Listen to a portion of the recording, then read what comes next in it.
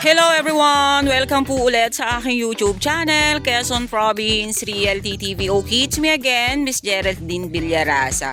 Okay po, meron na naman po akong property na iaalok sa inyo dito po sa amin sa Tagkawayan, Quezon.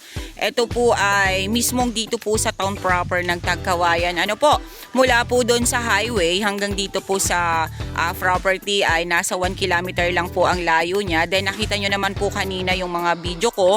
Yung papunta po dito na barangay road mismo sa property ay rough road. Ano po, pero lahat naman po yung kanyang pinagmulan ko nung unang pasada po ng video ko ay lahat po yun ay sementado kasi nga po ito nga po ay town proper. Then isa po ito sa barangay na nakakasakop po dito sa town proper ng Tagkawayan. Ano po, okay po, siya po ay 2 hectares. Then may right of way po siya.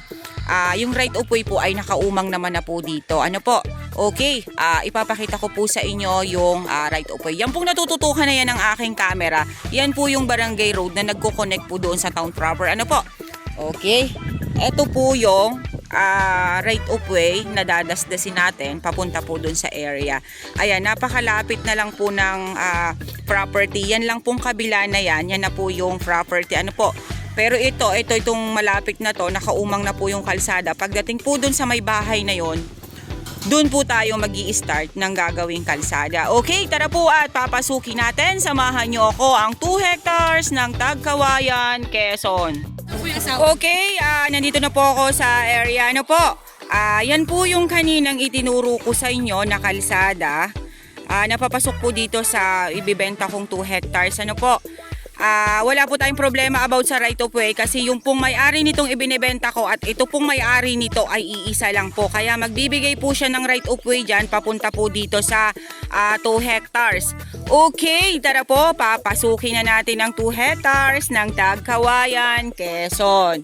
Okay, dito po, ito pong property ay gilid po ng riles. Ano po? Ayan po ang riles ng train. Then, ang frontage niya po dito sa may release na to ay nasa 70 meters po ang frontage niya. More or less po ito. Ano po? Then, ayan na po ang property. Then, yung pong nyug na yon, yung may iskit na yan po yung umpisa. Then, dito naman po sa may bahay na are. Kaya more or less po siya ay 70 meters. Ayan, dito po sa bungad.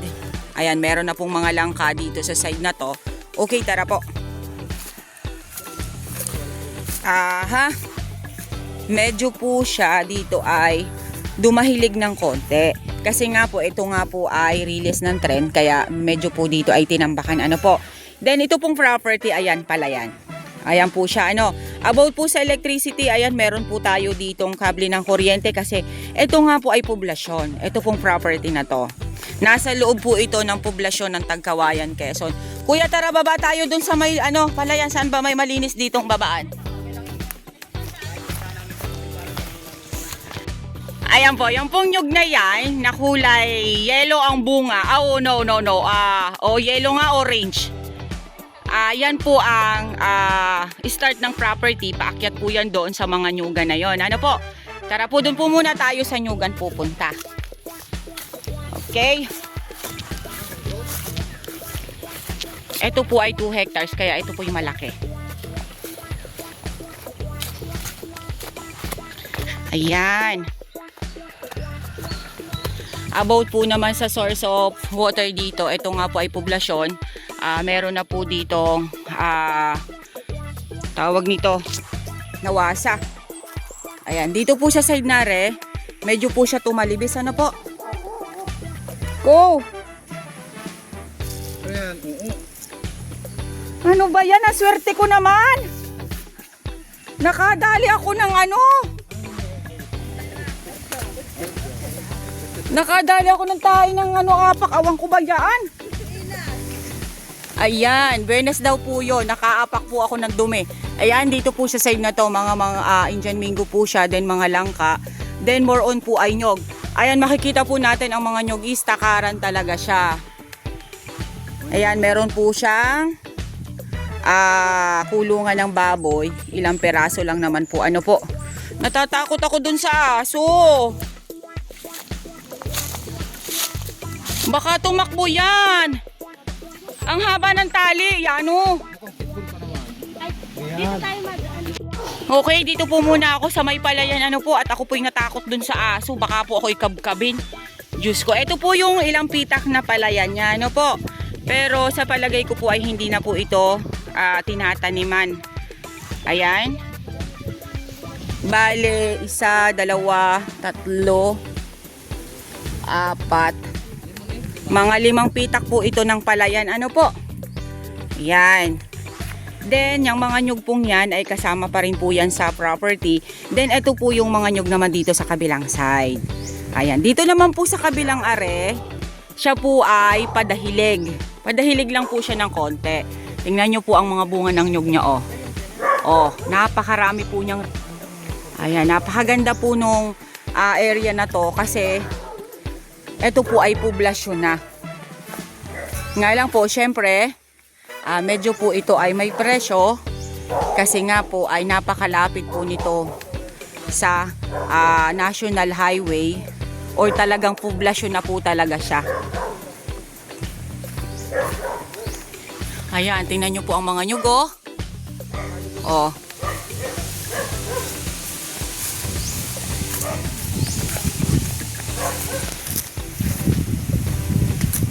Ayan, dito po sa side na are, medyo po maliliit pa yung nyug. Ano po, siya po ay mamumulaklak pa lang po yan yung mga nyug na yan. Pero itong sa kabilang side na ito, ayan, lahat po sila ay namumunga na.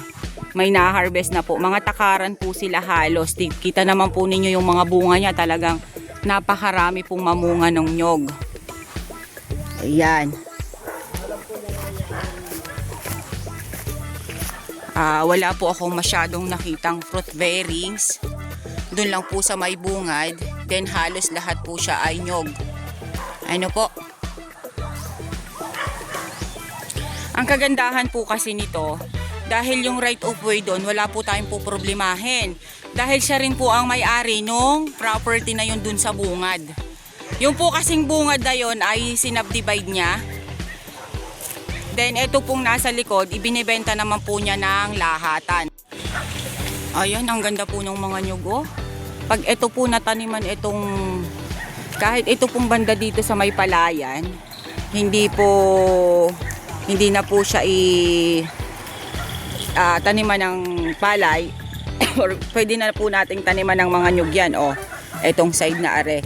Then magtitira na lang po ng kaunti dyan, pwedeng gawin pong fish pond. Kasi ang tubig naman po dito ay, maayos po ang tubig dito sa lugar na are. Ayan, medyo aahunin po natin ito.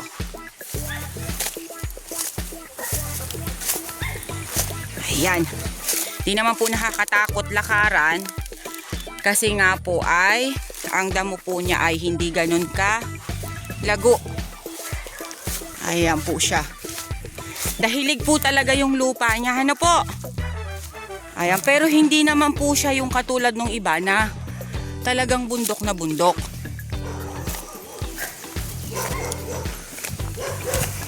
Ayan po siya. Etong side na are, medyo po siya bakante. Ano po, then ito lang pong side na ito ang may mga tanim siya na mga bago. Yung bagang mga bagong tanim na nyog.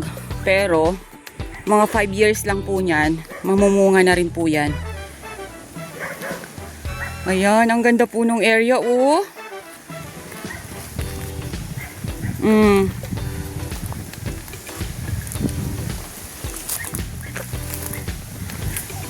Dahilig lang po talaga siya. Ang pantayin niya po ay doon sa may palayan na yon. Yung isang largo pong yan, pantayin po yan. Yan, yung may palayan na yan. Then, ito pong nilalakaran kong to. Ito pong binibidyuhan kong to. Ito po yung medyo padahilig ng konti. Ang ganda po nung area, oh. Oh. Doon po sa mga buyers na gusto po ay malapit sa bayan, malapit sa ospital, malapit sa palengke, malapit sa groceries, malapit po sa mga pharmacies. Ito na po yung property na swak sa inyo. Kasi talagang ito po ay poblasyon. Ito pong lugar na ito nila Kagawad. Ano po? Ang may-ari po nito is Kagawad. Nga lang po, pauunahan ko na kayo. Ito pong area na to ay medyo po pricey. Ano po? 2 hectares, 3.5 million. Yung pong area na to ni Kagawad. Kaya, sasabihin ko na po sa inyo na medyo po talaga siya pricey. Pero, kung iisipin naman po natin, yung lapit nga po niya sa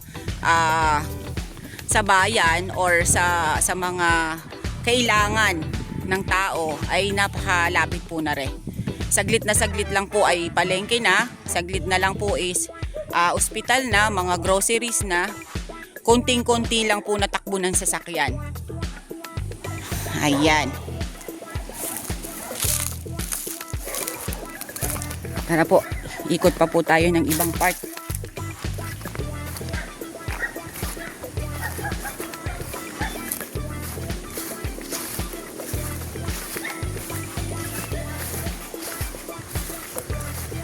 Medyo po matigas-tigas ang init ngayon, hindi ko po kagaya kahapon. Kahapon kahit medyo may init, lamig po yung dampi sa katawan. Ngayon po ay medyo po ang init ay kumakagat sa balat. Yan.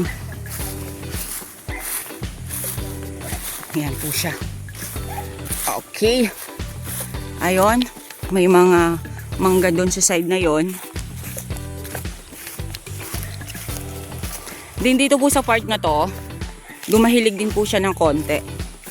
Tapos may mga saging po dyan, then pantay na.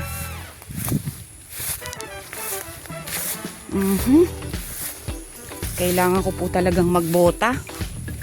Kasi pagka ganito ay nakakatakot. Baka mamaya ay may mahabang naglalakad, maapakan ko pa. Ayan. Ayan po ang sagingan. Ano po? Okay guys, sabihin nyo na po ang property namin. Dito po ito sa Tagkawayan, Quezon. 2 hectares with right of way. Yung pong right of way ay wala po tayong po problemahin kasi yung may-ari po nitong property na to at yung pong right of way ay isa. Kaya wala po tayong problema doon. Then, ang area po ay 2 hectares. Then, may palayan. May 5 pitak na palayan. Ayan, ito pong palayan na to is pantayin talaga siya. Hanggang dito po sa Tayuko. Then, yung part pong yan ay medyo dahilig po ng konti. Marami po siyang nyog na namumunga. Ang dami pong rahog ng nyog niya. Then, napakalapit po nito sa bayan po mismo ng Tagkawayan. Ano po? Then, ito naman po sa likod kong to. Ayan, mga bagong tanim siya na nyog, pero after 5 years po ay meron na rin pong kayong ma-harvest dyan. Then meron pong mga saging dito sa side na to. Ito po ay 3.5 million. Sinabi ko na po sa inyo kanina na medyo po talaga pricey kasi nga ito ay poblasyon na po talaga are. Ano po? Yung po mga buyers na gustong bumili dito po sa malapit, ayan, malapit na po tayo sa ospital, malapit tayo sa palengke, sa mga grocery, sa mga pharmacies, ayan. Ito na po yung swak para sa inyo. Ano po, meron po tayong kuryente dito sa area, then may cellphone signal po tayo. Okay po, once again po ako po ulit ang inyong site locator, si Miss Geraldine Villarasa. Muli po ako maglalambing. Pa-like and share po ng aking mga vlog and pa-subscribe na rin po ng aking YouTube channel, Quezon Province Realty TV. Okay po, thank you po for watching!